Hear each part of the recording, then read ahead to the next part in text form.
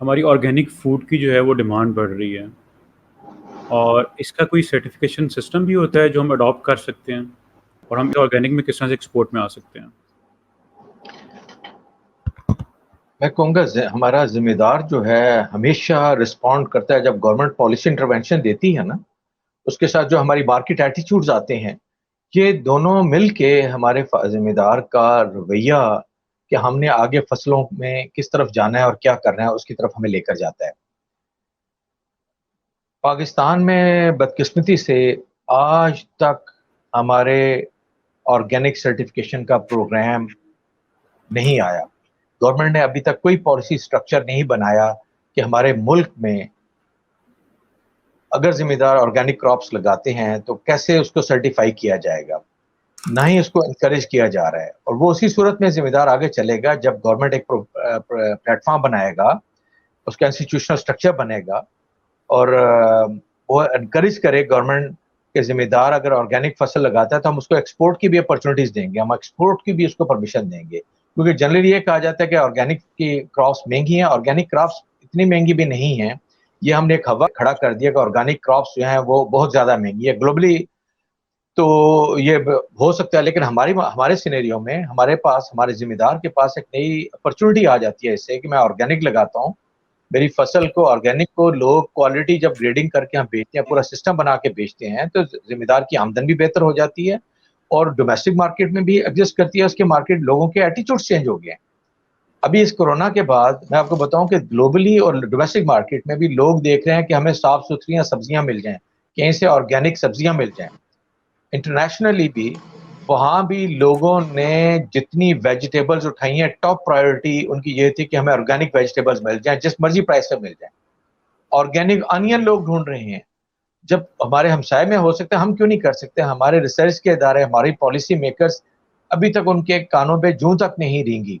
2 साल पहले भी उनको एड्रेस किया गया था कि इस पे ले जाएं, लेकिन वेस्टेड ग्रुप्स हैं, जैसे अभी डॉक्टर साहब बात करते हैं जीएमओ वाले वेस्टेड ग्रुप्स हैं जो नहीं आने देना चाहते, और उसके पीछे बहुत बड़ी माफिया जिसमें हमारे अपने लोग शामिल हैं, बहुत ताकतवर सियासी लोग शामिल हैं जो अक्सर इक़्तिदार के कॉरिडोर्स में रहते हैं, वो लोग शामिल हैं।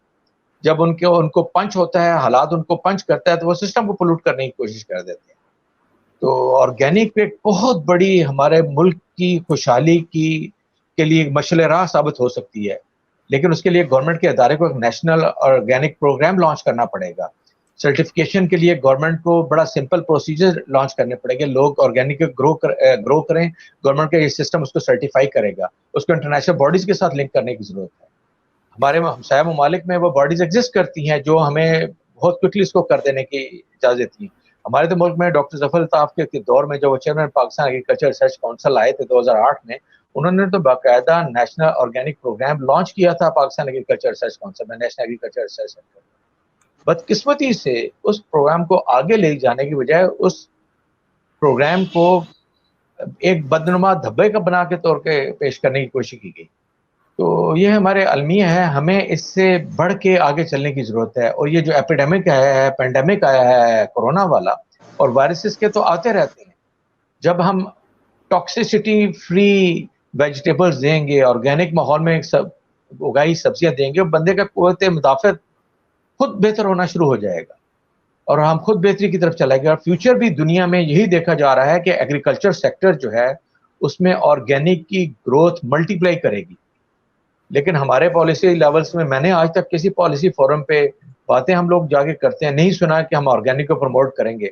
आज पंजाब बहुत बड़ा एक हब है, और पंजाब ने एक बहुत बड़ा एग्रीकल्चर डिलीवरी यूनिट बनाया हुआ है। उसको चाहिए कि ऑर्गेनिक की सर्टिफिकेशन वो कहेंगे जो जिम्मेदार ऑर्गेनिक ग्रो करेगा, ये प्रोटोकॉल है, इसको फॉलो करें, हम उसकी कॉस्ट बियर करेंगे। और ये इजाजत दें कि हम ऑर्गेनिक सब्जियां, ऑर्गेनिक अजनास। अब अमेरिका कितना बड़ा दुनिया का नंबर 1 मेज का प्रोड्यूसर है, इस वक्त दुनिया का सबसे बड़ा मेज का बायर भी अमेरिका है।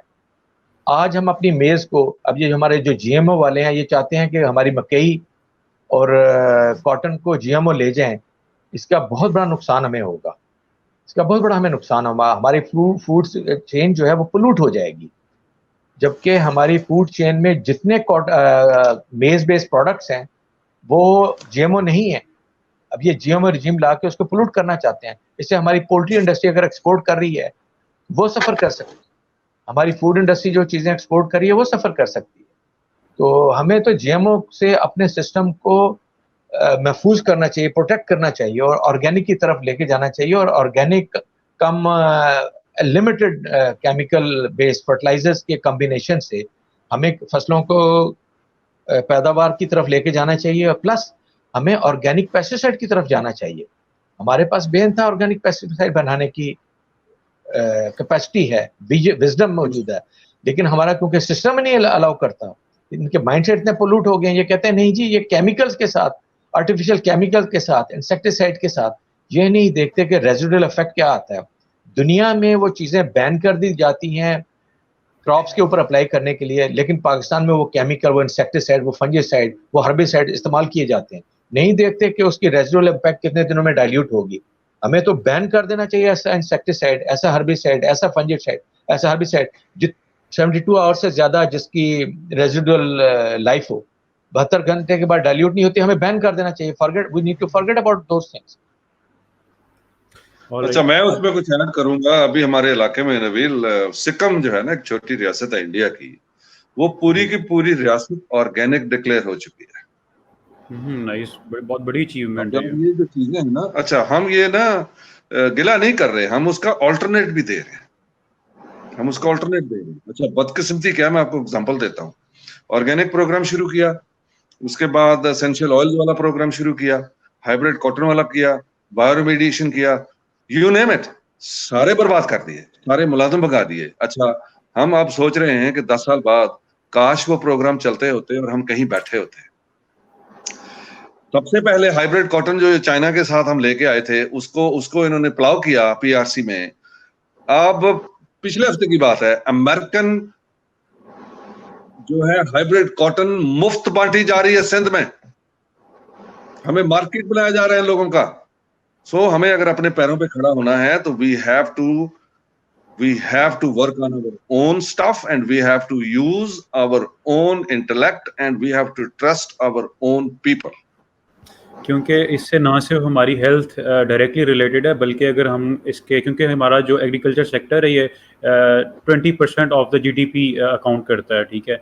अब अगर जो है इसे हम एक्सपोर्ट करने लग जाएंगे तो हमारा जो है वो डायरेक्टली जीडीपी भी इंक्रीज़ होगा, हमारी एक्सपोर्ट्स इंक्रीज़ होंगी।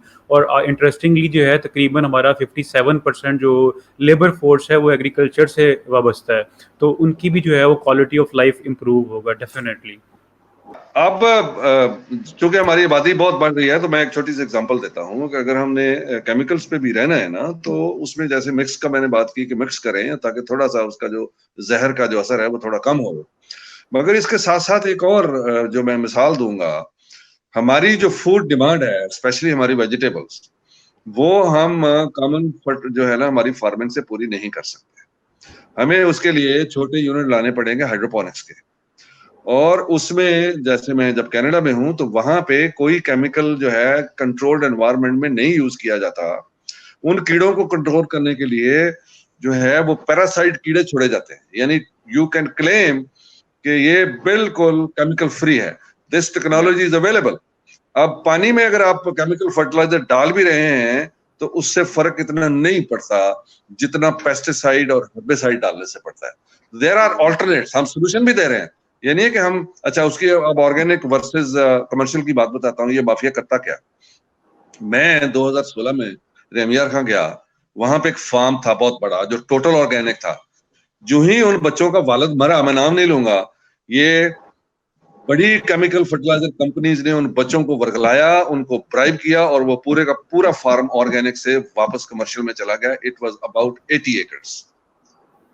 तो ये इस तरह ये है ना चौमुखी लड़ाई लड़नी पड़ेगी और हमें गवर्नमेंट को आगे बढ़ना होगा, लोगों को गाइड करें। और हम तो अपने तौर पे लगे हुए हैं, हमारे फार्मर्स इतने सियाने हो गए हैं, मैंने उनसे बहुत लर्न किया है। और अब इस सिनेरियो में जब इतना प्रेशर है, there is a chance, there is a new Avenue.